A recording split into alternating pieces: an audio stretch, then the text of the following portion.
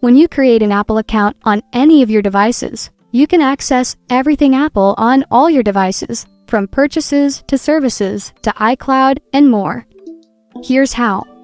Follow the prompts to begin setting up your device. When you reach the Apple account sign-in screen, tap Forgot Password or Don't Have an Account, and tap Create a Free Apple Account. Enter your name and birthday, and tap Continue. Next, you can use an existing email address as long as you have access to it, or you can create a free iCloud email address. We're going to create one. Tap Don't Have an Email Address, and then tap Get an iCloud email address.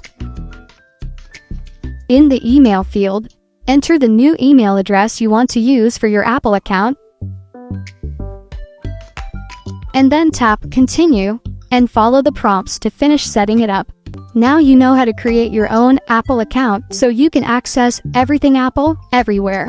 To learn more about your Apple devices, subscribe or click another video to keep watching.